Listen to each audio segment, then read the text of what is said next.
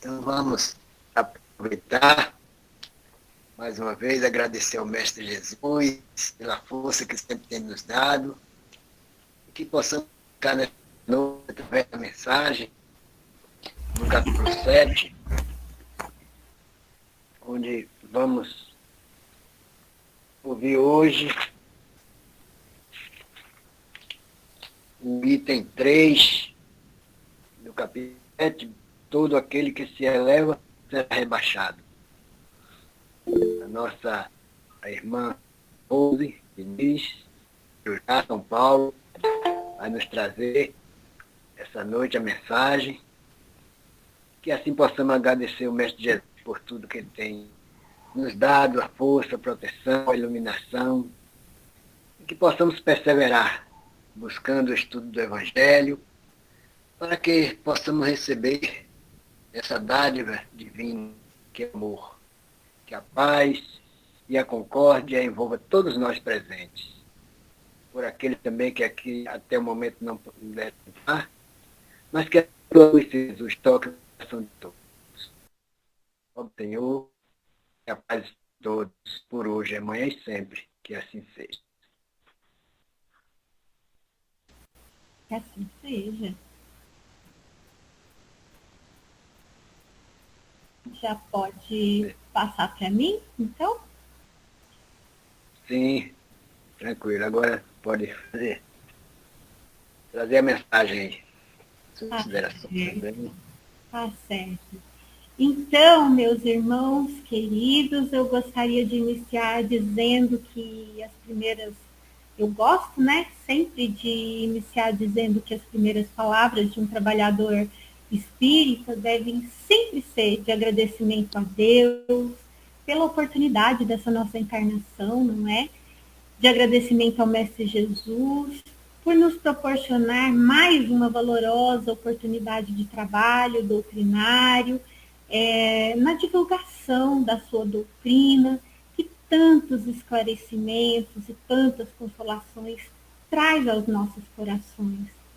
E será através dessa queridíssima pessoa do nosso irmão Adalberto que nós iremos agradecer a esse pessoal do Centro Espírita Casa de Redenção, Mensageiros da Luz, por mais esse convite amoroso que nos foi feito, e trazemos hoje, né, essa palestra em forma de estudo, né, mais como em forma de estudo do que em forma de palestra, que em verdade é uma oportunidade, né, meus irmãos, de estudo para todos nós que estamos sempre buscando nos aprofundarmos e aprendermos, né, um pouquinho mais sobre os ensinos do nosso irmão mais velho, nosso Mestre Jesus, né? E estão contidos nesse livro, né? Esse maravilhoso livro, né? Do Evangelho segundo o Espiritismo. Bom, é um dos livros, né? Um dos maiores e um dos livros assim que eu considero uma das maiores luzes da nossa doutrina espírita. E quando nós vamos estudar o Evangelho segundo o Espiritismo, eu gosto sempre de evocar, né, para todos os lares aqui representados, bem como também para a sede física, né, do Centro Espírita Casa de Redenção, Mensageiros da Luz, evocarmos a irradiação da nobre presença espiritual do nosso grande codificador, Allan Kardec, para que ele nos auxilie nos estudos da nossa noite, né? Não nos deixe nos perdermos nos nossos próprios pensamentos, não é? Porque nós temos que sermos fiéis à doutrina que ele, com tanto esmero, codificou para nós, né? Então, que ele possa direcionar a nossa compreensão, o nosso entendimento doutrinário, né? o entendimento de cada um de nós que nos encontramos aqui agora online, né? E se esse estudo for gravado, para todos aqueles também que buscarem esse estudo, no caso offline, né? Caso ele esteja gravado. Também pedimos ao nosso Pai Maior, né, que essa casa possa receber essa casa que nós já aprendemos a amar, né? Possa receber toda a força necessária para continuar eternamente trabalhando em nome do Cristo, acolhendo e consolando os aflitos, né? Esclarecendo as almas e fazendo brilhar sobre elas a doce luz do nosso querido Evangelho. Que assim seja, não é, meus irmãos? A minha câmera fechou aqui. Deixa eu ver aqui. Não está aparecendo. Voltando. Bom, quando ela quiser aparecer, gente, porque eu já abri e ela não quer aparecer, aí eu acho que ela aparece, né? Vamos ver. Aqui é como eu falei para vocês, não reparem, né? Para ver, a câmera está aberta e eu não estou aparecendo. Estou aqui nela, mas não estou aparecendo. Olha que coisa impressionante. Tranquilo. Mas tudo bem, então vamos lá. Bom, que assim seja, né, gente? Então, vamos lá. Que possa. Boa noite, Dirce, né? Boa noite, Margarete. Boa noite a todos que estão chegando aí. Meus queridos, que a gente possa abrir os nossos ouvidos da nossa alma para podermos nos entregar a esse singelo estudo, né, da noite de hoje. Então, como já foi dito para vocês, para quem não me conhece, meu nome é Roseli, né, e os meus irmãos, meus queridos amigos, me chamam de Rose, né, e é assim que eu quero que todos aqui também me chamem, ok? E antes de qualquer coisa, vamos lá para o nosso texto, né, do capítulo 7, Bem-aventurados os pobres de espírito. No subtítulo, aquele que se eleva será rebaixado. Bom, antes do nosso estudo, né, no estudo preliminar, nós temos uma grande confusão que até hoje se faz com o título desse capítulo, não é? Bem-aventurados os pobres de espírito.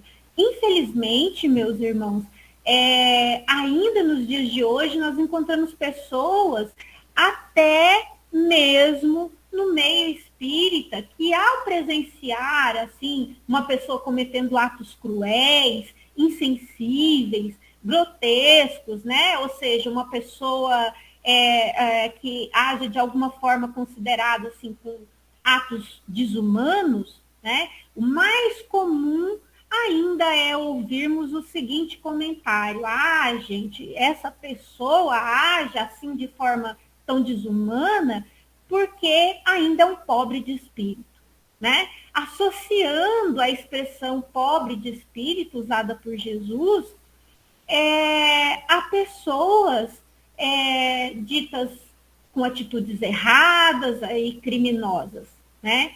Isso, meus irmãos, está errado, né? Nós temos que modificar essa linha de pensamento. Bom, o Mestre Jesus usou a expressão bem-aventurado, traduzido do aramaico para o português aqui, nós vamos entender que Jesus disse: felizes os pobres de espírito, né? Portanto, Jesus jamais, né, por uma questão até de lógica, Jesus jamais estaria dizendo felizes são as pessoas com atitudes erradas e criminosas, não é? Bom, e é por isso que ao lermos as passagens, né, do Novo Testamento, e alguma dessas passagens apresentassem para nós um entendimento que não seja baseado na lei de Deus, que, como nós sabemos, é a lei de amor, justiça e caridade, ensinada para nós pelo Mestre Jesus, Se não estiver de acordo com isso, significa que algo está errado, não é? No nosso entendimento ou na nossa interpretação. E é por isso que nós, enquanto espíritas, temos apenas 2 mandamentos. E nós temos que nos amar e nós temos que nos instruir, né? Que é o 2º mandamento. E fazendo uso da nossa fé raciocinada, meus irmãos, nós vamos lembrar que pobre de espírito é o rico de humildade, né? Na sua versão mais simples de explicação, para que a gente possa se lembrar, o pobre de espírito é o rico de humildade, não tem nada a ver com a questão financeira. Aí, não é pobre de dinheiro, é rico de humildade, né? Nós estamos falando de questões morais. Então, a palavra de Jesus seria assim: bem-aventurados ou felizes aqueles que possuem o espírito rico de humildade. Certo, meus amados? Percebem como possui aí muito mais lógica, não é? Uma lógica muito mais condizente com os ensinos de Jesus, não é mesmo? Bom, então, seguindo aí, né? Porque essa parte isso nem fazia parte, não é? Essa é a tônica desse capítulo, meus irmãos. É o foco maior do estudo desse capítulo. Nele, Jesus busca ensinar para nós o caminho para nos tornarmos seres mais humildes, né? Mais humildes. Mas para que nós possamos desenvolver a humildade, nós precisamos saber o que é humildade, não é, gente? E o que é, então, a humildade? Na sua, assim, na etimologia, né, na formação da palavra humildade, na origem dela, humildade é uma palavra que se origina da palavra humus, né? Que é uma palavra de origem latina. E o que essa palavra significa? Humus significa terra fértil, rica em nutrientes, preparada para receber a semente, né? Veja que coisa bonita, né? É um ensino tão bonito, tão profundo. Então, isso quer dizer que uma pessoa humilde, gente, é aquela pessoa que apresenta sempre o coração disposto a aprender coisas boas, né? O solo do coração dessa pessoa é fértil, né? Então, quando se lançam ao solo desse coração, né, sementes boas, né, como Jesus sempre fala, né, nas suas parábolas, sementes boas, coisas boas, ele está disposto a aprender, né? E essas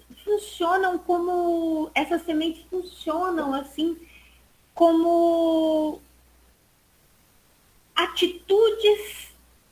futuras atitudes, né? Elas vão germinar no coração dessa pessoa como sementes mesmo. Essas ideias germinam como sementes e elas vão brotar como atitudes na alma dessa pessoa, né? E o entendimento a gente leva para a vida porque é eterna, porque a alma é eterna, o espírito é eterno, né? Então, nós não podemos nos esquecer, gente, e não é raro, né? Encontrarmos também, assim, alguns irmãos, quando a gente faz essa analogia, sabe, assim, com o humus, né? Alguns irmãos que falam assim, Rose, mas acontece, né, que essa palavra humus, ela também significa, assim, o produto, né, que é aquele produto que resulta da matéria em decomposição, quando a gente pega tudo que sobrou, né, e a gente coloca ali tudo que está podre, tudo que sobrou, né, matéria orgânica, e coloca ali, muita gente faz compostagem, né? Coloca ali e aí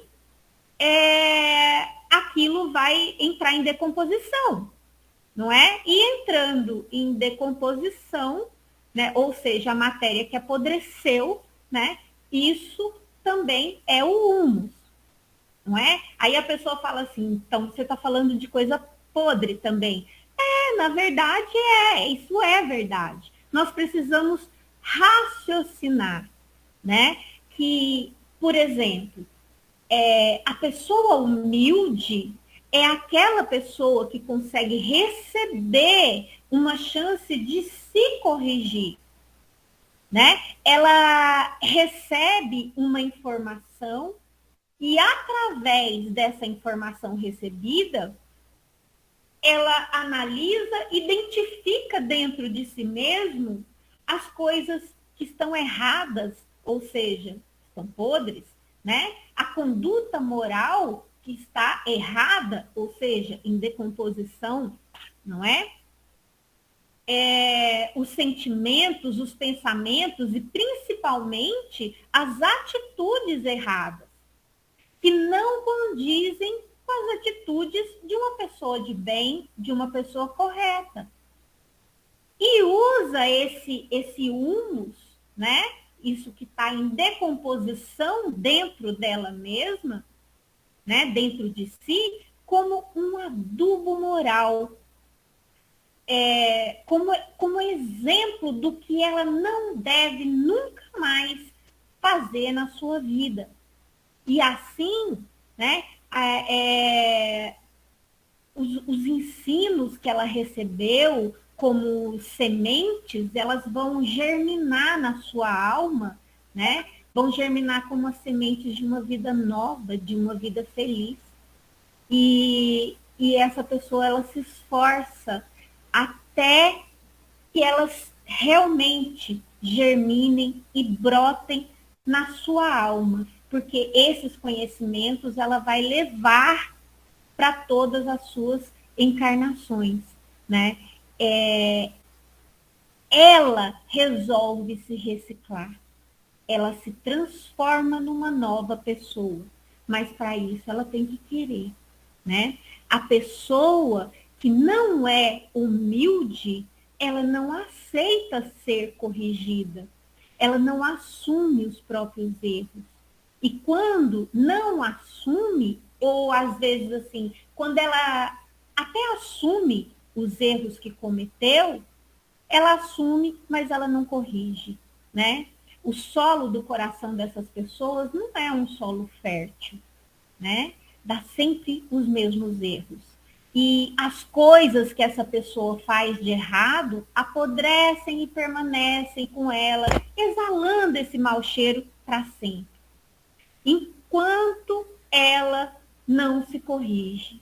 Quem nunca olhou, né, meus irmãos, uma pessoa pela primeira vez, ou pela segunda, pela terceira, né, e diz assim, meu santo não bate com o dele, né, não sei, mas tem algo nessa pessoa que não me cheira bem. Agora, vocês sabem o que não cheira bem, né? Pensamentos, sentimentos e atitudes erradas, não é? Bom, seguindo, né? Esse subitem vai nos apresentar 4 passagens, né? Sendo a primeira, de número 3, que foi registrada pelo evangelista Mateus no capítulo 18, e tem 1 a 5 do seu evangelho, nos diz o seguinte: por essa ocasião, os discípulos se aproximaram de Jesus e lhe perguntaram: quem é o maior no reino dos céus? Né? Jesus, chamando assim um menino, o colocou, no meio deles e respondeu: digo-vos em verdade que, se não vos converterdes e tornardes quais crianças, não entrareis no reino dos céus. Aquele, portanto, que se humilhar e se tornar pequeno como essa criança, será o maior no reino dos céus. E aquele que recebe em meu nome a uma criança como essa, é a mim que estará recebendo. Sabem, meus irmãos, qual é uma das maiores dificuldades relatadas no entendimento desse ensino?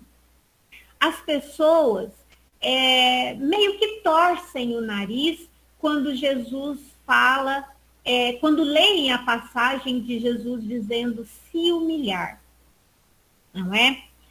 Por quê? Porque as pessoas acreditam que se humilhar significa assim, se maldizer, né? Se depreciar, se rebaixar.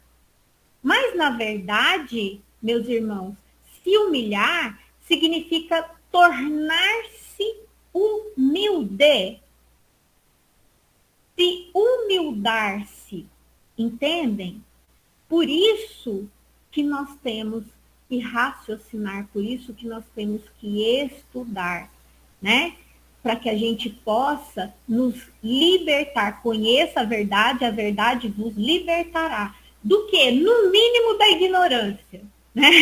No mínimo da ignorância. Bom, então, vamos entender com isso, né, que Jesus disse, assim, em verdade, o seguinte: aquele, portanto, que se tornar pequeno e humilde como essa criança, ou seja, né, nós estudamos o que é humilde, né?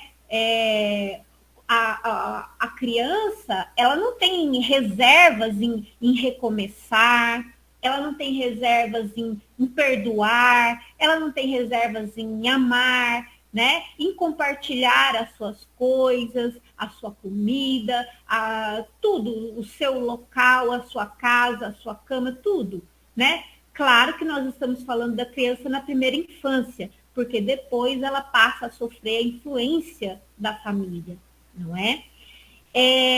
Ela não tem reservas em reaprender as coisas que ela não conseguiu aprender quantas vezes forem necessárias, né?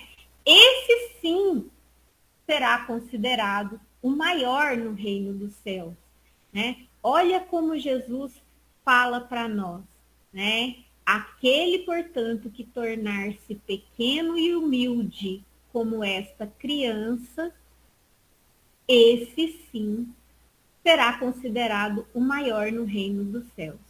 Percebem como o ensino, gente, ele toma uma outra proporção, mas ele toma uma proporção tão maravilhosa que passa a condizer com a postura do Cristo, né?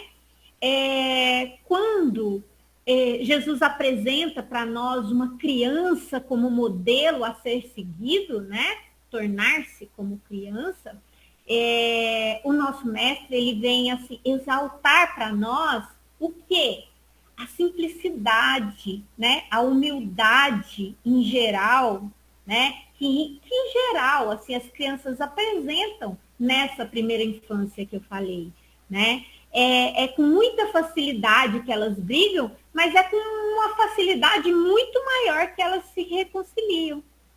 Diferente de nós adultos, né? As crianças elas não ficam magoadas, elas não guardam rancor. As crianças elas não perdem a fé, não perdem a confiança.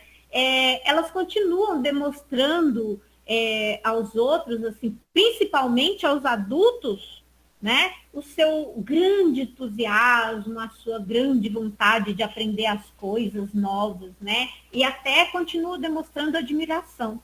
Não importa quantas vezes a criança caia, a criança erre, quantas vezes, né, ou quão difícil possa parecer, via de regra geral, a criança quer aprender, ela não desiste até ela conseguir, né? Nós, muitas vezes, desistimos quando? Né? Até antes mesmo de começar, né? Infelizmente, ainda temos essa postura, né?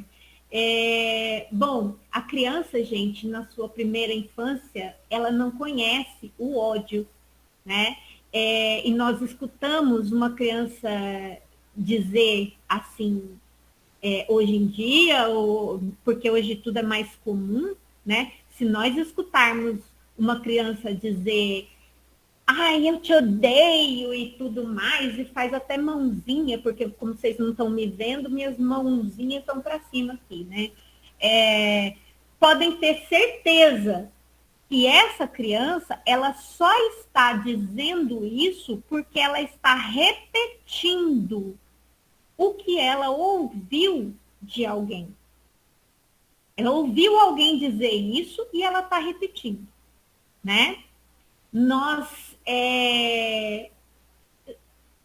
E se nós, por exemplo, fingirmos ali que nós estamos chorando, né, para ela, na mesma hora, se nós pedirmos desculpa, se nós pedirmos um abraço, na mesma hora a fisionomia da criança muda, a raiva dela desaparece, ela abre os bracinhos, ela consola a gente, ela dá beijos, né? A postura, ela não tem dúvidas na sua atitude. Os adultos, né? Ela não tem dúvidas nem em pedir desculpas e nem em perdoar, né? Enquanto nós adultos pedimos desculpa falsamente, muitas vezes, né? Sem nos corrigirmos, né? E perdoamos da boca para fora ou muitas vezes não ofertamos o perdão, né? Então, a criança da primeira infância, ela tem muito a nos ensinar, né? Como dizem muitos aí, que pena que a gente cresce, né? Os adultos, né? Nós adultos, nós conseguimos passar dias, semanas, né? Meses, até por vezes anos, sem falar com amigos, com conhecidos, com colegas de trabalho, com parentes, né? Até mesmo com os próprios pais, né? Quem não conhece alguém que já fez, faz, né? Ou está fazendo isso, né? O máximo que eu já ouvi, que a gente já ouviu falar sobre isso, foi um casal, né? Que ficou assim quase 30 anos sem se falar, morando embaixo do mesmo teto, né? E esse casal, os dois muito orgulhosos, né? Que foram ficando assim sem se falar depois de uma briga besta. E os anos foram se passando e eles passaram a se comunicar, porque precisavam se falar, não tinham filhos ali, precisavam se falar e eles se falavam por bilhetes dentro de casa. Olha que coisa, né? Nem se lembravam mais o motivo da briga, mas estavam ali, né? Se pirraçando. E mesmo assim, volta e meia, um vivia provocando o outro por meio dos tais bilhetinhos, né? Até que um dia, minha gente, a mulher estava ali, né? A esposa trabalhando em casa, né?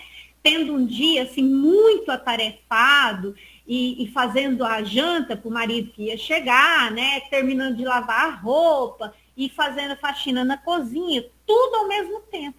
Quando ela se virou, né? E viu que o marido tinha chegado e deixou um bilhete para ela em cima da mesa, né? E o bilhete dizia assim: eu não quero comer porque jantei com os meus amigos no trabalho. Amanhã eu preciso estar na empresa às 7h30 porque o chefe distrital vai estar lá para uma reunião muito importante com todos os funcionários. Eu vou para o quarto assistir uma luta que vai começar muito tarde, enquanto você termina o seu trabalho. Por favor, me acorde às 6h em ponto. Nossa, imagina a alegria que ela ficou, né? Com essa consideração, né, do esposo, né? Pensando que ele poderia muito bem ter mandado uma mensagem para ela, né, dizendo que não iria jantar em casa, porque se ela não tivesse que fazer o jantar, ela já teria acabado o serviço, né? Bom, ela terminou o serviço todo calada, tomou banho, chegou no quarto, ele estava assistindo a luta, ela se deitou calada, virou de costas e dormiu. No outro dia, ele acordou assim, descansado, achando estranho porque dormiu, já eram 3 horas da manhã, né, quando acabou a luta, e quando ele olhou pela janela, ele quase teve um infarto, porque o sol estava alto. Então, ele olhou no relógio, eram 10h30 da manhã. Aí ele se vestiu correndo, foi na cozinha e ele começou a falar com a esposa, né? Depois de quase 10 anos já, né? E foi dizendo assim, eu pedi para você me acordar às 6 horas em ponto, por que você não me acordou? E, tranquilamente ela se virou para ele e disse, eu te acordei sim, olhe no seu lado da cama. Sem entender, ele voltou para o quarto e no criado mudo, ao lado da cama, havia um bilhete da esposa escrito assim, são 6 horas em ponto. Acorde, levante-se para não perder o horário. Olha só, né? É claro que ele não acordou, né? É claro que foi uma provocação, né? E são coisas que os adultos fazem, né? Pensa bem, e eu aposto, né? Quando eu ouvi isso, eu pensei, e eu aposto que agora, né? Muitos podem estar pensando aí, né? O quanto é importante nós tratarmos as pessoas como nós gostaríamos realmente que as pessoas também nos tratem. Não é, meus irmãos? Porque quem pode se dar mal somos nós mesmos, né? Jesus já havia nos ensinado. Bom, meus queridos, percebam que nós usamos, né, o exemplo da criança na sua primeira infância, como eu disse, né? Nós sabemos que o Espiritismo, ele nos ensina que todo recém-nascido na Terra, ele tem um corpo infantil que vai evoluir, né? Mas às vezes ele possui um espírito muito mais antigo e mais evoluído, até mesmo que o dos próprios pais na matéria. Mas esse processo da reencarnação, ele traz consigo, né, o esquecimento do passado. E cada processo reencarnatório, né, o espírito que assume o corpo da criança, ele vai esquecendo temporariamente os erros que ele cometeu nas outras vidas, né? Assim, ele recebe a chance no ambiente familiar de ir se aperfeiçoando, exercendo, aprendendo a exercer a humildade, né? De receber novamente boas informações, ser corrigido de forma certa, certeira, pelos pais, pelos seus educadores, pelos seus responsáveis, né? Que tem essa obrigação de fazer com que essas corrigendas, né, venham a germinar no solo fértil desse coraçãozinho ali. Nesse período da primeira infância, né, a criança ela é mais acessível ao aprendizado, não é, meus irmãos? E é função principal dos pais ensinar primeiramente com exemplos, depois a gente ensina com palavras. Porque eles se comprometeram, nós, os pais, nos comprometemos em sermos encarregados da educação desses espíritos imortais nos corpinhos de criança, né? E por isso que dizem aí que os pais devem educar os seus filhos podando os erros quando esses erros surgem no berço. Da mesma forma como os jardineiros cuidam dos seus jardins, podando as ervas daninhas quando essas ervas surgem ali mostrando seus primeiros brotos, né, as suas primeiras ramas, né? A questão de hoje, né, é que nós assistimos as crianças fazerem coisas absurdas, até mesmo na primeira infância, às vezes com um requinte de maldade, porque esses espíritos que reencarnam hoje não se apresentam mais, né, como as crianças que reencarnavam há aproximadamente 2022 anos atrás, na época do Cristo, não é? Então, nosso compromisso hoje precisa ser muito mais atento. as crianças hoje nascem assim com um telefone na mão e um controle remoto na outra, né? Bom, meus irmãos, o próximo item, né, narrado pelo evangelista Mateus, no capítulo 20, versículo 20 a 28, diz assim, que a mãe dos filhos de Zebedeu se aproximou de Jesus, né, com seus 2 filhos e o adorou, dando a entender que queria pedir alguma coisa para Jesus, né? E Jesus disse a ela: o que queres, né? Aí ela falou assim: manda dizer, né? Ordena que esses meus 2 filhos tenham assento lá no teu reino, né? Um à sua direita, outro à sua esquerda, né? Coisa de mãe, né? Mãe carnal, mãe do mundo mesmo, né? Mas Jesus respondeu: não sabeis o que pedes. Podeis vós ambos, virando para os meninos, né? Podeis vós ambos beber o cálice que eu vou beber, e a gente entende aqui que está falando sobre o desencarne, né? Os desencarnes terríveis que viriam ali pela frente, né? E eles responderam: podemos. E Jesus respondeu: é certo que bebereis, porque os discípulos tiveram mortes de martírio, né? Semelhantes ali, martírios semelhantes aos martírios de Jesus. Apenas João, o evangelista, que teve morte natural, né? E Jesus disse, né? É certo que eles vão beber do mesmo cálice, mas ao que diz respeito assim, entre sentar à direita e à esquerda, é só o Pai que está no céu que tem esse direito de escolha, né? É ele quem vai determinar.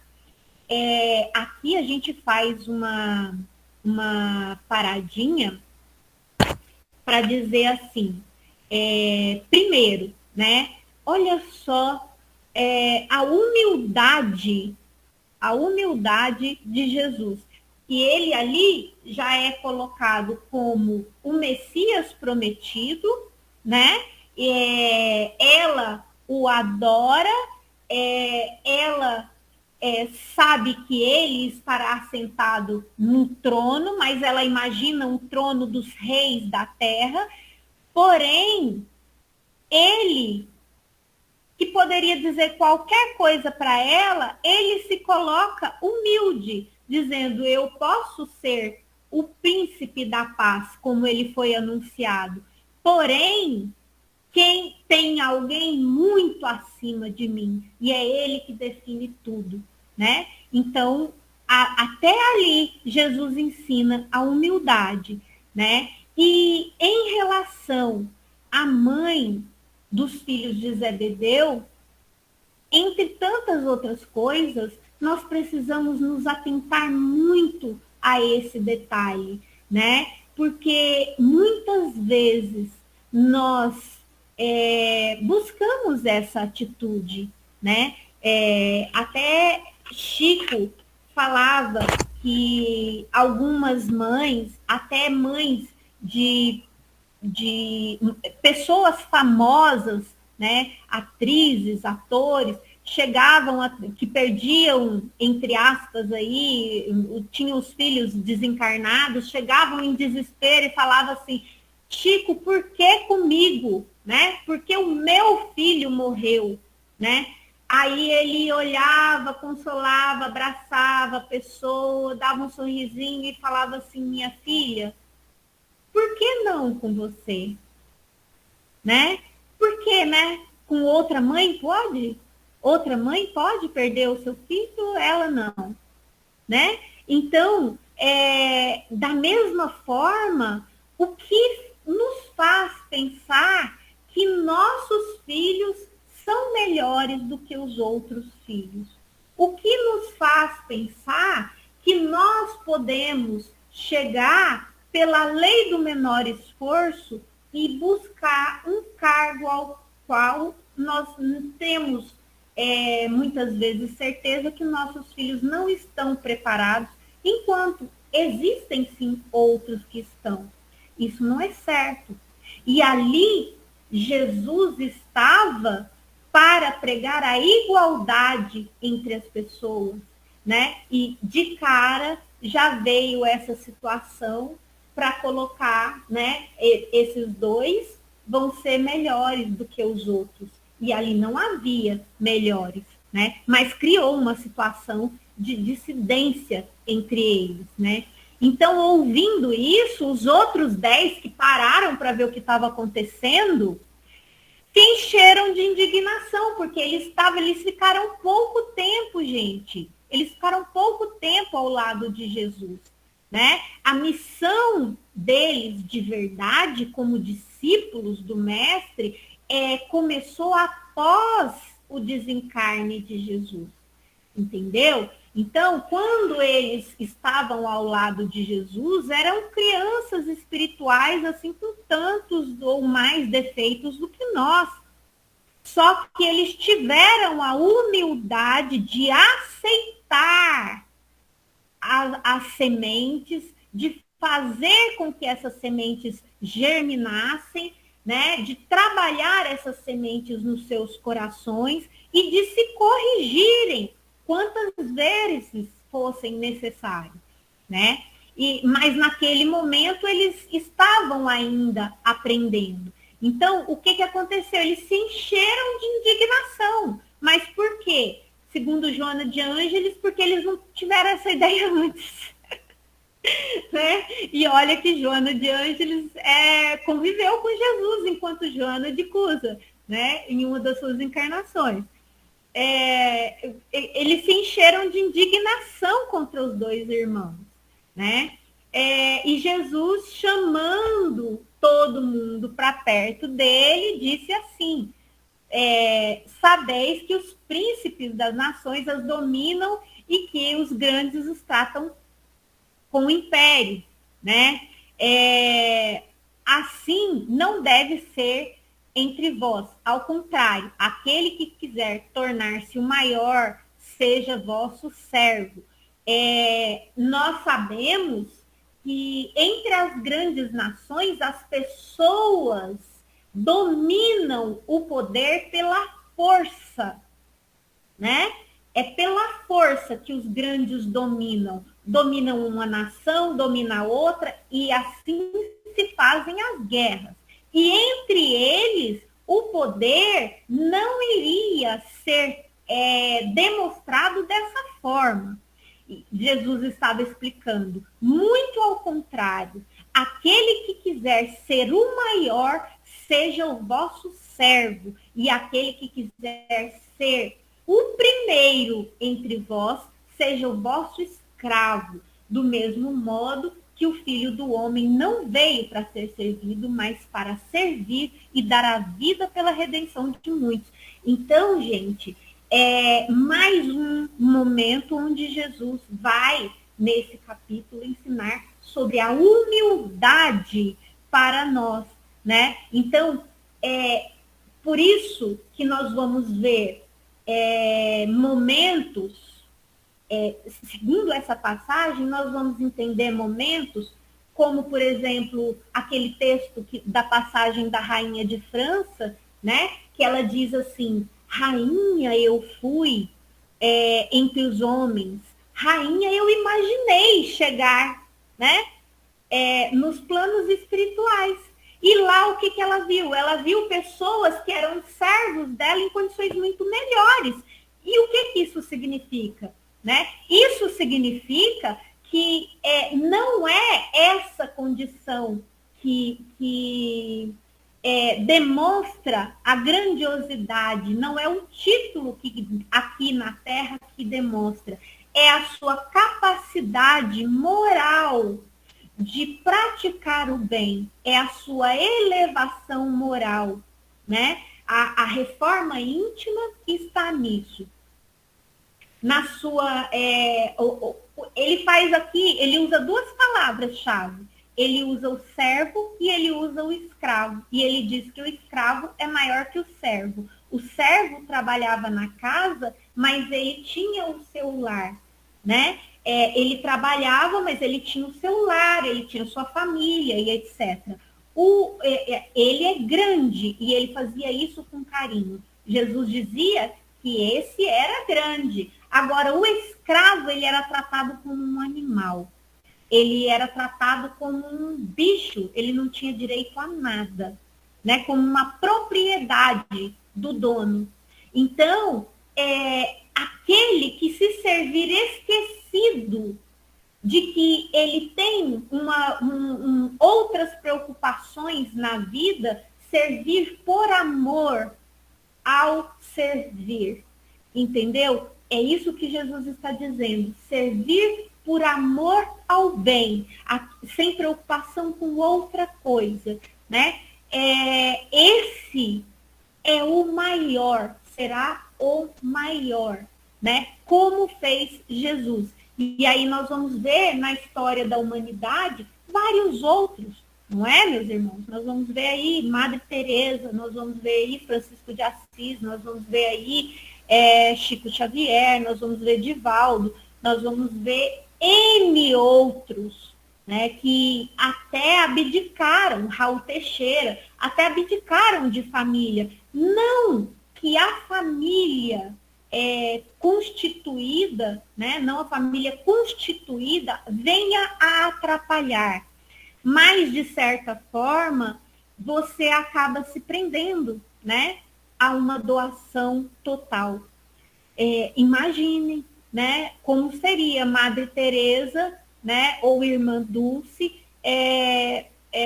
ou Divaldo, ou Chico, ter um filho, uma mulher, uma esposa, um marido, e fazer o serviço que eles faziam, que eles fazem, da forma com que eles fazem, né? Seria praticamente impossível, né? Então, passando aí, né? Porque o nosso esse relógio que passa na parte virtual, gente, eu vou falar para vocês, ele é uma coisa assim meio que obsediada, sabe? Ele não é normal. Isso voa de uma forma.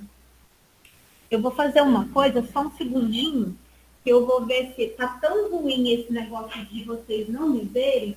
Eu vou fazer só um teste aqui de desplugar e plugar a minha câmera para ver se de repente não resolve a situação, sabe? Porque eu fico pensando, poxa vida, falando aqui, nunca fiz palestra assim desse jeito, né? Mas parece. Mas tá tranquilo, pode. Não Tá parece tudo que não tranquilo. vai hoje, não. Infelizmente. Bom, vamos lá. Né? Eu pus a foto aí, porque pelo menos vocês mais ou menos faz de quanto que me vê. Bom, então, nós temos aí o item 5, né? O item 5. Vamos ter que voar. O item 5. E narrado pelo evangelista Lucas, né, no capítulo 14, versículo 1, e o versículo 7 a 11. E aconteceu que é aquele versículo, eu vou resumir para que a gente possa falar sobre ele. É aquele versículo, gente, onde Jesus, entrando num dia de sábado, né, na casa de um dos grandes fariseus, né, vai tomar sua refeição. Isso é um hábito comum, eles faziam essas refeições assim, essas pessoas ricas, né, eles faziam refeições coletivas assim, era bonito, né, chamar as pessoas assim, né, como fosse festas, né, e Jesus entrou para tomar sua refeição ali e notando, né, como os convidados iam chegando e já ia buscando ali, né? Era uma festa e os convidados já iam sentando perto da mesa. Vamos pensar ali num casamento. Tem a mesa principal dos noivos, então o pessoal já ia sentar ali perto. E por que o pessoal faz isso? Por quê?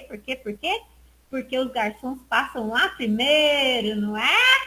É verdade. Por isso que hoje, o que os garçons fazem? Perto daquelas mesas, põe aquele papelzinho terrível, escrito assim, reservado para famílias, do noivo, da noiva, né?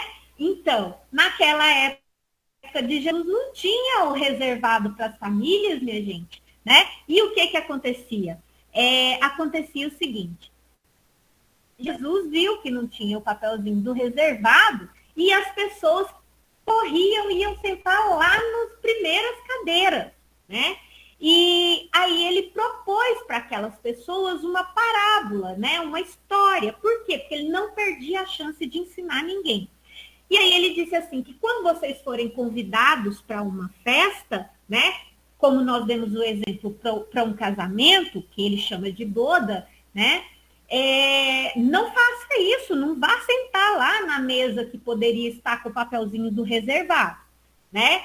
Não tira o papelzinho do reservado e vai sentar lá não, gente. Por quê? O que Jesus estava dizendo? Porque pode acontecer da família, que é ali parente, né? Daqueles que estão pagando aquela festa, né? Lembre-se disso. Eles estão pagando aquela festa, e aqueles parentes que estão chegando ali, que são pessoas mais queridas, quando elas chegarem e vão sentar, só tem aquelas últimas mesas lá, e aí eles sentam lá, mas eles são parentes da família, são queridos.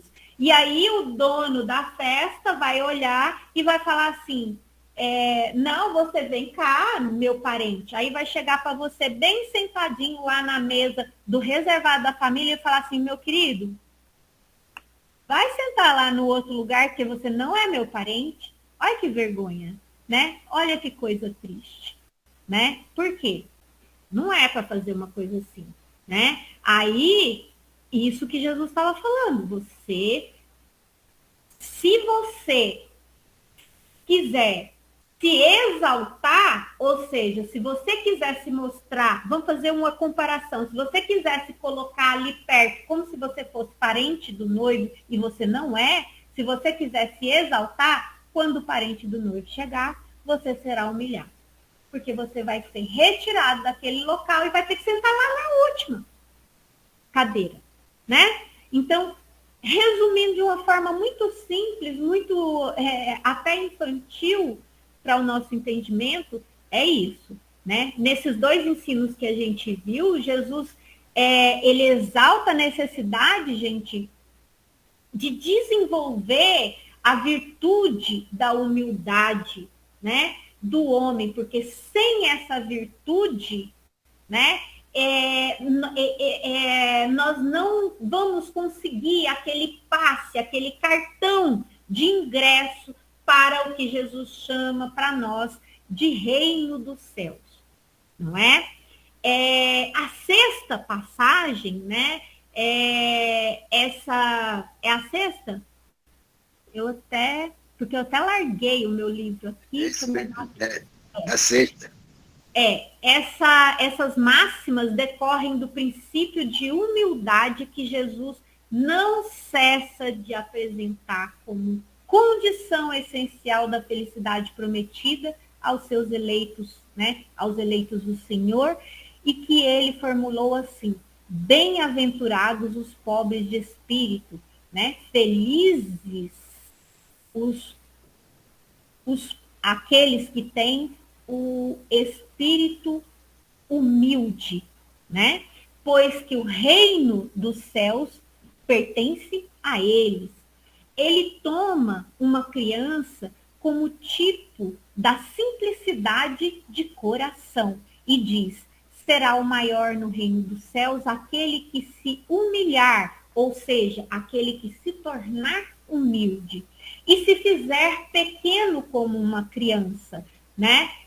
Aquele que se coloca como um copo vazio, pronto para ser preenchido. Não aquele que acha que já é o grande, o maioral, está sempre cheio. Eu não preciso que você me ensine nada. Tudo que você está me falando, eu já sei, né? A criança não. A criança, ela se coloca pequena, né? Quando a gente se coloca pequeno, às vezes, meus irmãos, até dentro de casa, a gente precisa se lembrar disso, porque nós vemos pessoas querendo tomar o local, o lugar dos seus pais, pessoas querendo tomar o lugar dos seus irmãos, sabe, assim, tomando atitudes que não deveriam ser tomadas, né? Achando que estão, que devem fazer uma coisa que não cabe a elas fazer, né? Isso é falta de humildade. Cada pessoa tem o seu papel, cada um tem a sua capacidade, né? É falta de humildade nós pensarmos que somente nós temos a possibilidade de acertar, né? Somente nós seremos capazes de resolver determinadas situações. Então, isso acontece no trabalho, acontece na casa, acontece nos relacionamentos, acontece nas famílias, não é? Então, os ensinos de Jesus, eles são fantásticos.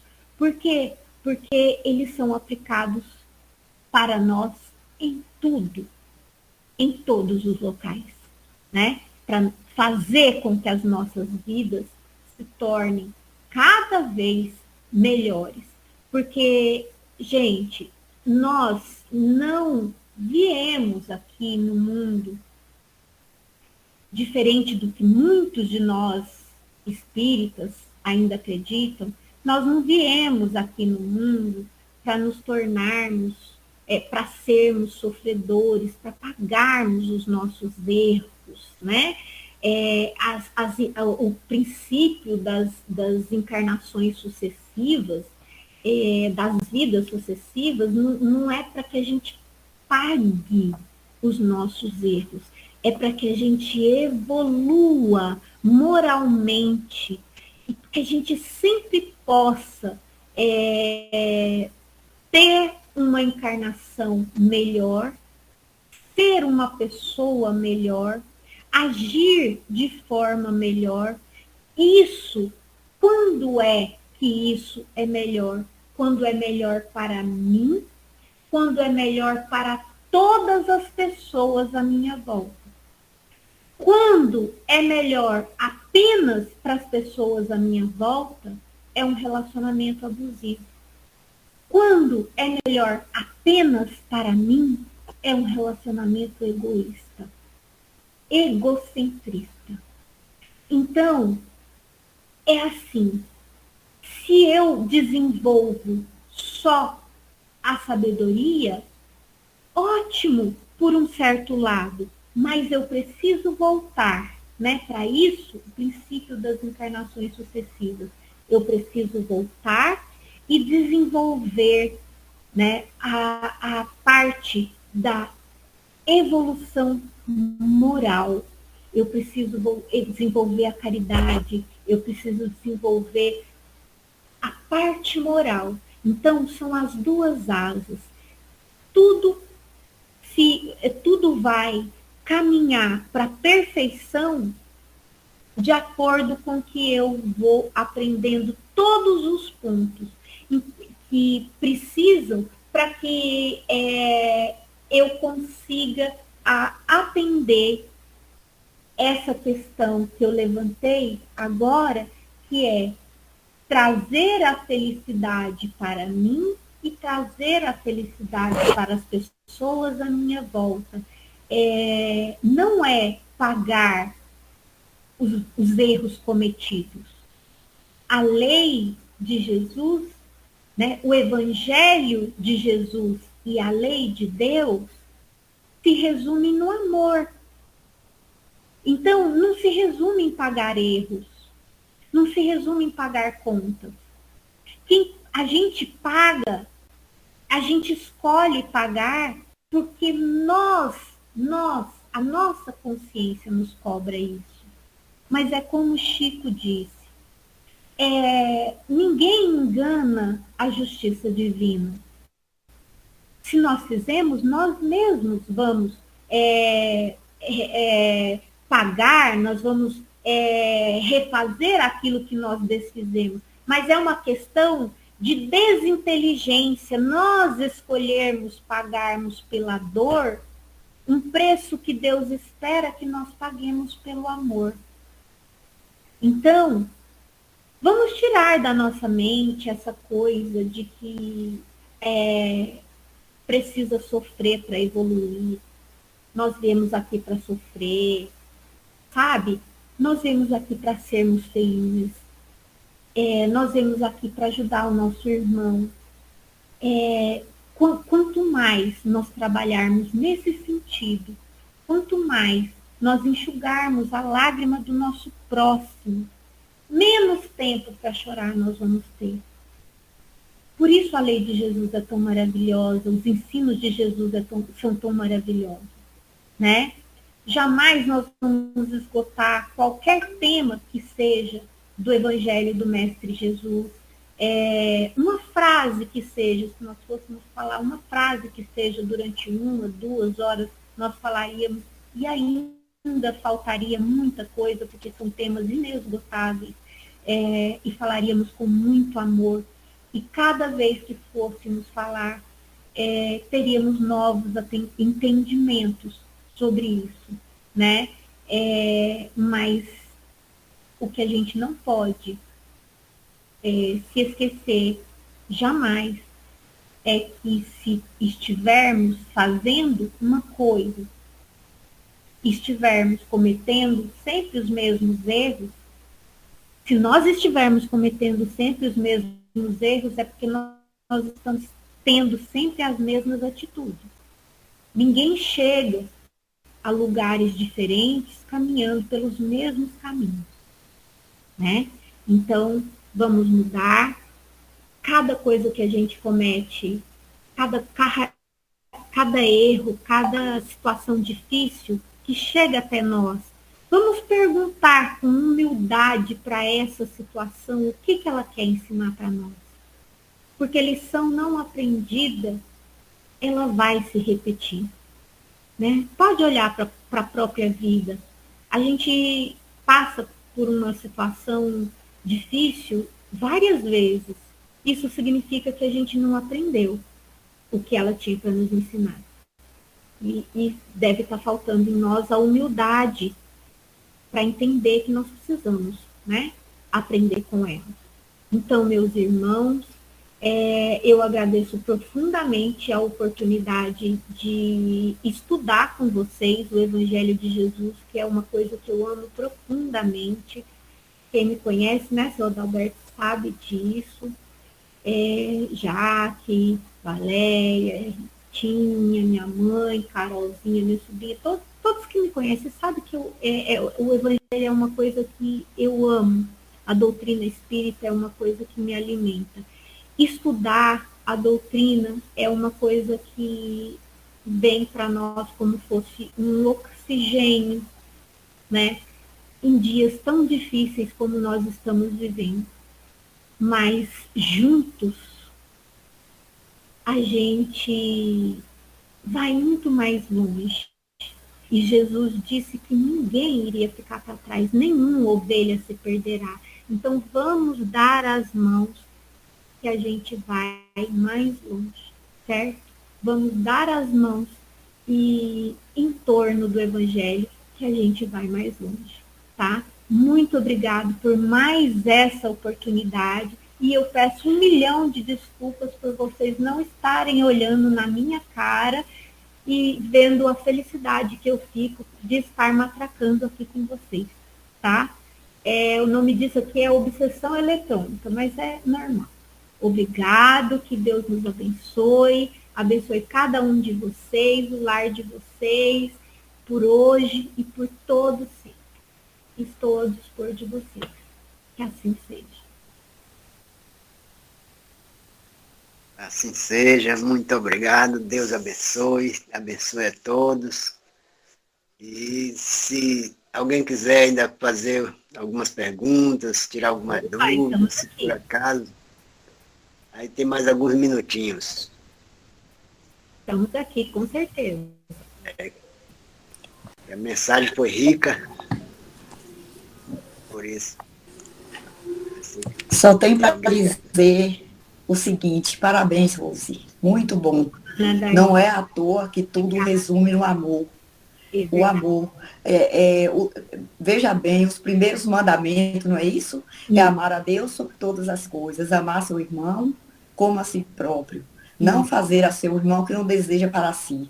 Então, tudo se resume no quê? No amor. O amor, gerador de luz. Parabéns. Parabéns para você e todos vocês, que sempre traz um pouquinho cada dia de ensinamento para a gente. Gratidão, muita gratidão, dona Darcy. A gente está aqui para aprender juntos e, como eu disse, o Evangelho é essa fonte de água viva que não para de jorrar, né? Só não bebe dela quem não quer. A arrogância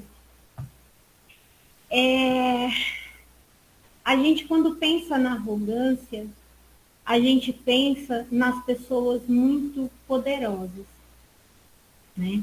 A gente pensa em pessoas poderosas financeiramente falando, a gente pensa em pessoas belas, fisicamente falando, né? A gente pensa em pessoas muito influentes, né? No poder, que são justamente aquelas 3 coisas que Chico qualificou como sendo as 3 maiores pedras de tropeço numa encarnação do ser humano. A beleza física, a riqueza e o poder. Mas a arrogância, ela não está nessas coisas especificamente apenas. Ela pode estar. Mas como nós somos reencarnacionistas, nós vamos encontrar pessoas em todas as classes sociais, inclusive na miséria absoluta, ostentando uma arrogância, mas de uma forma tão inimaginável, e eu sou prova disso, porque eu já passei por isso, tentando auxiliar, tentando ajudar financeiramente, com coisas assim, e eu quase chorei com a forma que eu fui tratada, juro para vocês, com a forma que eu fui tratada, sabe, assim, com a arrogância com que eu fui tratada. Eu trabalho, como diz, eu trabalho para não precisar pedir nada para ninguém. E a pessoa estava passando fome. E então a gente vê o quê? Prova maior das vidas sucessivas não há. É um castigo de Deus? Não. A pessoa veio, fez uso, fez mau uso da riqueza, fez mau uso do poder, fez mau uso da influência, péssimo uso, e aí ela foi castigada por Deus, gente? Não foi. Acontece que quando nós deixamos a matéria aqui, morremos fisicamente, vamos para o plano espiritual, na erraticidade, nós temos uma outra lucidez. E quando nós vamos relembrar ou somos relembrados das loucuras, das sandices que nós fizemos aqui, do mau uso de tudo que nós fizemos aqui, cai a nossa ficha espiritual e nós começamos a querer planejar a nossa próxima encarnação naquele momento de lucidez espiritual. E aí a gente planeja assim, eu preciso aprender, eu não posso fazer mais do que eu fiz. E aí planeja aquela vidinha lá numa pobreza miserável, pobre de marredeci, e chega aqui na matéria e vem o esquecimento do passado. Aí a pessoa se revolta e fala, eu não pedi para nascer, eu não pedi. E ela sente que ela não pertence àquele meio.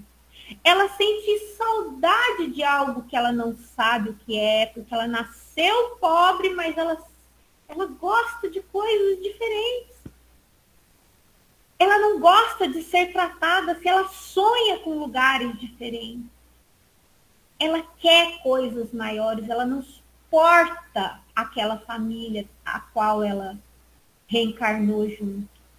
Mas nós nascemos onde nós precisamos nascer, com a família a qual nós precisamos reencarnar, no local onde nós precisamos para evoluirmos. E nós escolhemos ali, salvo aquelas reencarnações compulsórias, que são raras. Não é comum uma reencarnação compulsória. Então, a arrogância, ela está associada com o esquecimento do passado, que vem quando se reencarna aqui na Terra. Né? Mas isso vem com... Olha como Deus é incrível. Por quê? Porque Deus ajuda e corrige o homem através do próprio homem, não é?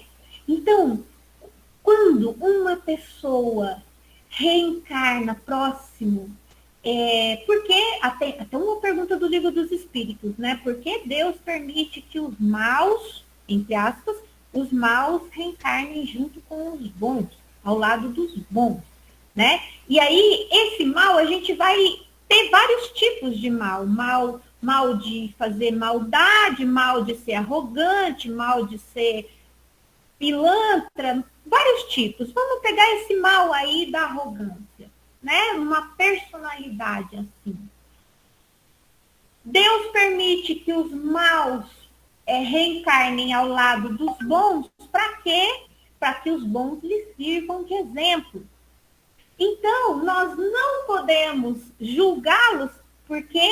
Porque eles servem para nós como exercício de resignação, como prova se nós realmente estamos ali firmes no entendimento da doutrina do Cristo. Porque é muito fácil, se você ama somente os seus irmãos, se você ama somente aqueles que te amam, que diferença tens dos hipócritas fariseus, né? Que diferença tens? Eles também amam os seus iguais. Nós temos que amar o próximo, seja o próximo quem ele for, arrogante ou não. Então, isso faz com que nós tenhamos a chance de subir um nível na nossa evolução, né? Colocar na nossa academia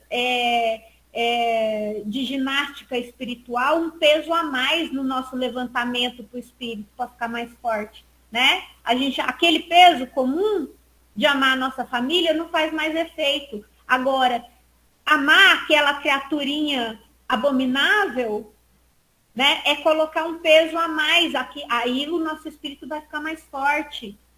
Então, isso serve para nós como exercício, enquanto cristãos, enquanto espíritas, que é a mesma coisa, e serve para ele como exemplo, porque ele não aprendeu isso, ele não conseguiu entender isso. E se ele não aprender enquanto no período ali da encarnação, quando ele desencarnar e olhar para trás, naquele momento de lucidez, ele vai falar: meu Deus, olha a paciência que eles tiveram comigo, olha o que essas pessoas fizeram, olha essa pessoinha difícil que eu fui. Não, eu preciso, né, dar um pouquinho de amor para eles, eu quero voltar com eles agora, eu quero ser alguém que né, eu quero fazer jus a esse carinho.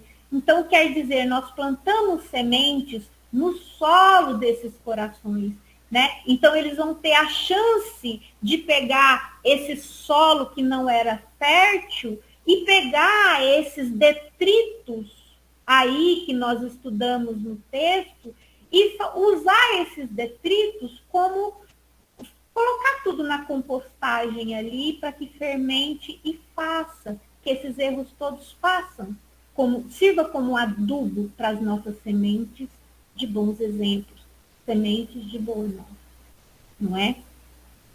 Eu acho tão maravilhoso que eu, por mim, ficava até meia-noite, hein? Se deixar eu falar, ai, ai, ai. Mas eu respondi a sua questão?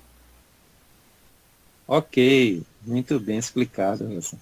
Obrigado, minha amiga. Caso não tenha mais alguém aí para fazer pergunta, eu peço para você mesmo, Rosa, fazer a prece final da mensagem. Vamos lá. Vamos lá. Então, meus irmãos, eu vou até colocar aqui que eu gosto de colocar para que a gente possa nos entregar, né, nesse momento. Então, vamos todos nesse momento trazer para a nossa tela mental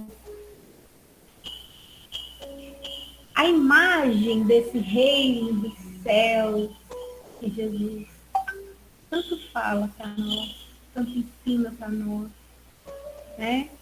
Que não é esse reino material, que não é essa coisa de castelo, mas que é um lugar onde tudo é mais bonito, né? Tudo é mais belo, mais lindo, as flores têm mais perfume, né? Os pássaros cantam com mais alegria, as músicas são mais belas, as melodias mais harmoniosas, as águas têm outra textura, né? A vida tem outros valores. Mundo dos espíritos, essa estrada infinita que nós vamos nos ver caminhando nela agora, nessa direção. E caminhando nessa estrada, juntos, de mãos dadas, todos nós, e de mãos dadas com aqueles que amamos, de mãos dadas com aqueles que nós sabemos que estão nesses momentos necessitados da cura do corpo, da cura da alma, necessitados da cura moral. Vamos visualizá-los caminhando conosco nessas estradas para a vida espiritual. E ali naquela entrada, na porta de uma colônia maravilhosa que nos recebe, está uma luz brilhante que quanto mais nós nos aproximamos dela, mais ela vai tomando a forma humana.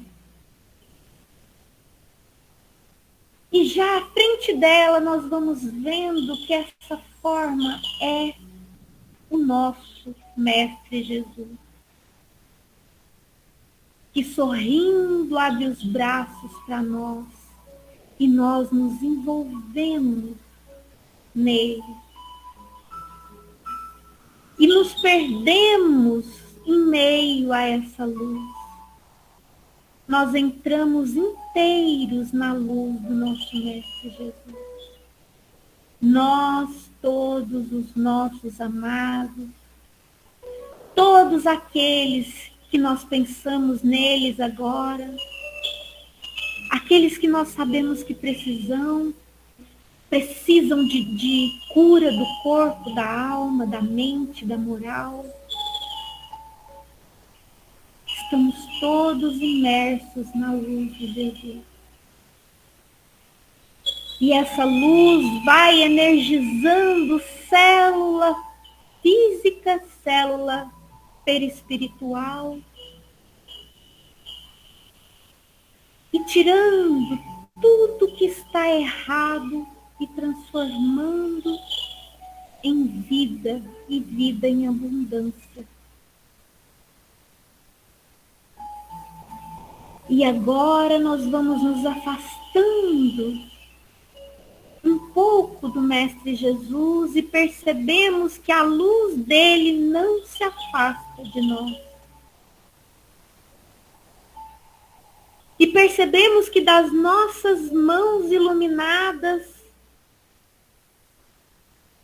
jorram sobre as águas nas nossas mesas, nas nossas casas, na caixa d'água do centro, na caixa d'água das nossas casas, de todos aqueles que pensamos agora, dos hospitais, dos asilos, dos presídios, dos sanatórios, dos prostíbulos, dos orfanatos.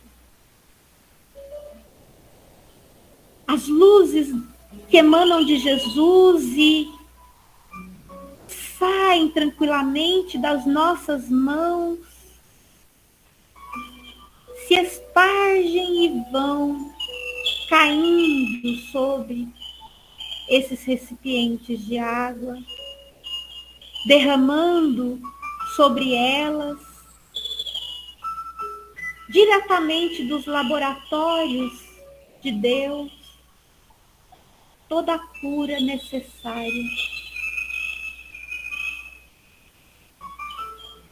E agora, com todo o amor do nosso coração, juntos emanamos essa mesma luz, como uma grande esfera de vidro que vai se agigantando até envolver o planeta Terra, que se encontra tão necessitado de amor.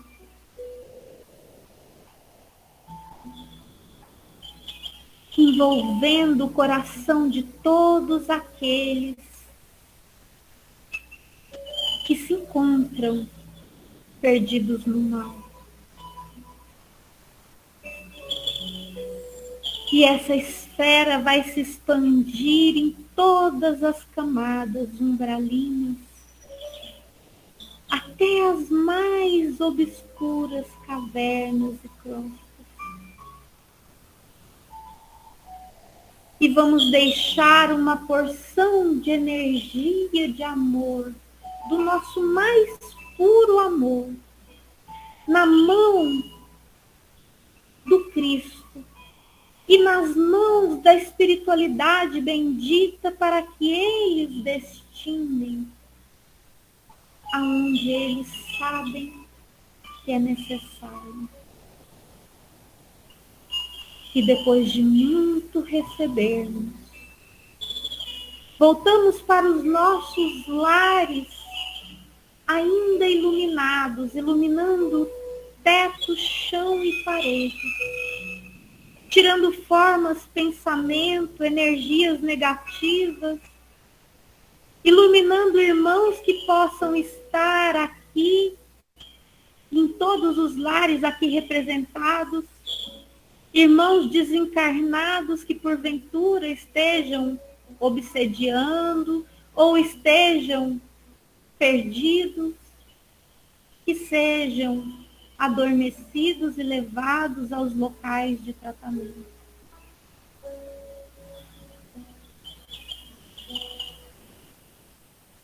Olhamos ao longe e ainda vimos Jesus envolto na sua luz, na estrada da vida eterna, sorrindo para nós.